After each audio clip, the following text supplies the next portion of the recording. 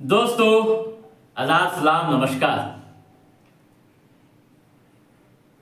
सियासी गलियारों में एक सवाल काफी तेजी से उठ रहा है। सवाल क्या है? राजद परिवार के लिए है।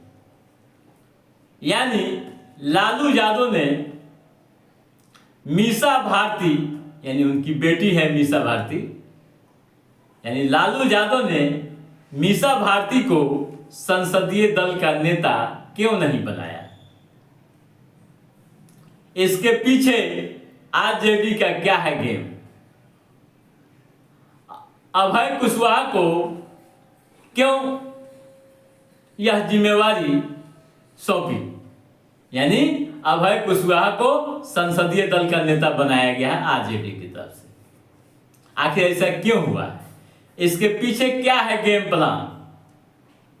हम तमाम मुद्दों पर चर्चा करेंगे और यह जानने की पूरी कोशिश करेंगे कि आखिर आरजेडी ने इतनी बड़ी कुर्बानी कैसे दे दी है। आप जानते हैं और समझते भी हैं कि आरजेडी में खासकर लालू परिवार कोई भी पोस्ट अगर होता है, पद की बात होती है, राजनीतिक पद पहले अपने पास रखता है। लेकिन इस बार ऐसा नहीं किया है। अभय कुशवाहा को संसदीय दल का नेता अपना बना दिया है। अभय कुशवाहा को आप जानते हैं, औरंगाबाद से इस बार जीते हैं। उनकी बेटी यानी लालू यादव की बेटी मीसा भारती भी इस बार पाटलिपुत्रा सीट से चुनाव जीतने में कामयाब हुई है। उन्होंने पूर्व केंद्रीय मंत्री रामकृपाल यादव को हरा दिया है। ठीक है, अब यह सवाल काफी तेजी से उठता दिख रहा है कि आखिर आरजेडी ने यानी सुप्रीमो लालू यादव ने मीसा भारती को नेता क्यों नहीं बनाया। तो आइए हम समझने की कोशिश करते हैं पूरी। दोस्तों, चुनाव समीकरणों के लिहाज से पहले हम बात करते हैं। अगर चुनाव समीकरणों की लिहाज से अगर हम बात करें तो राज्य में यादवों की आबादी 14% है। ठीक है, ऐसे में यादव समाज से नेता होना चाहिए, लेकिन अभय कुशवाहा बने। दोस्तों, बिहार में कुशवाहा वोटरों की आबादी ओबीसी वर्ग में यादवों की आबादी के बाद सबसे अधिक है। यूं समझ लीजिए सीधे साधे भाषा में कि ओबीसी कैटेगरी में यादव आते हैं, उसके बाद जो आबादी है दूसरे स्थान पर वो कुशवाहा की है। ठीक है, और सबसे बड़ी बात यह है कि यह समाज किसी दल के लिए समर्पित नहीं है। इसलिए हर पार्टियां कुशवाहा समाज को अपनी ओर जोड़ने के लिए भरपूर कोशिशें कर रही है। दोस्तों, यह माना जा रहा है और कहा भी जा रहा है कि आरजेडी में सर्वोच्च जो पद होता है वह लालू परिवार के पास होता है। ऐसे में मीसा भारती संसदीय दल का नेता बने या नहीं बने उससे कोई खास असर नहीं पड़ता है। लेकिन दोस्तों, एक बात आप समझ लीजिए, कुशवाहा समाज के नेताओं का अपना एक अलग महत्व है। तमाम पार्टियां कुशवाहा समाज के जो चेहरे हैं उन्हें बेहतरीन तरीके से तरजीह देती है और अपने साथ रखने की कोशिश करती है। आप देख सकते हैं, समझ सकते हैं, हाल के दिनों में उपेंद्र कुशवाहा को, उपेंद्र कुशवाहा एनडीए से राज्यसभा में जाएंगे, यह फैसला हो चुका है। बीजेपी के प्रदेश अध्यक्ष ने खुद इसका ऐलान कर दिया है। ठीक है, जैसा कि आप जानते हैं कि उपेंद्र कुशवाहा काराकाट से प्रत्याशी थे, लेकिन चुनाव हार गए। हार के बावजूद उन्हें राज्यसभा भेजने की तैयारी चल रही है। वहीं जेडीयू की बात करें तो जेडीयू ने भी भगवान सिंह कुशवाहा को एमएलसी का प्रत्याशी बना दिया है। ठीक है, बीजेपी की बात करें तो बीजेपी के प्रदेश अध्यक्ष व डिप्टी सीएम सम्राट चौधरी भी कुशवाहा समाज से आते हैं। ठीक है, अब आइए आरजेडी की बात करें। और आरजेडी ने इस बार अभय कुशवाहा को अपना संसदीय दल का नेता बना दिया है। ठीक है दोस्तों, आगामी चुनाव होने वाला है विधानसभा का 2025 में, जिसके लिए तैयारियां चल रही है। एनडीए हो या इंडिया गठबंधन, दोनों की रणनीति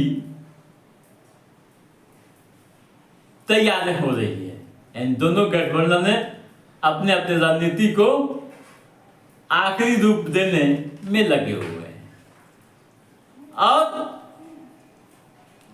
2025 के चुनाव में इंडिया व एनडीए गठबंधन के बीच कड़ा मुकाबला होने की संभावना है।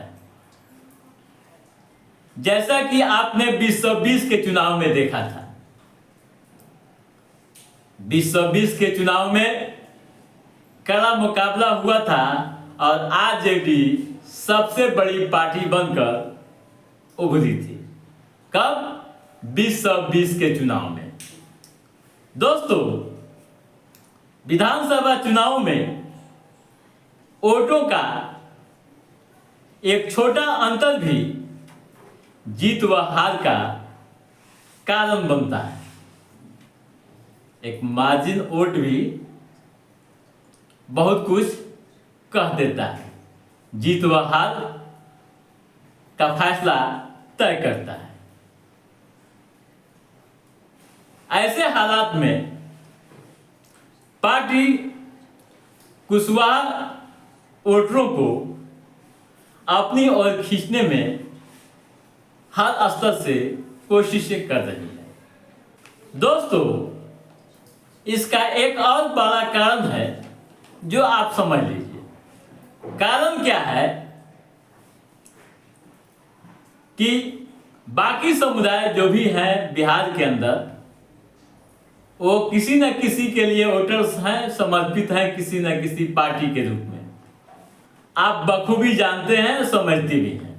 जैसे कहा जाता है बीजेपी के लिए जो चर्चाएं होती है, भूमियार, ब्राह्मण, कायस्थ और राजपूत, ये उनके मतदाता हैं, यानी बीजेपी के। वहीं जेडीयू की बात होती है तो कहा जाता है कुर्मी जेडीयू के लिए बेस वोट है।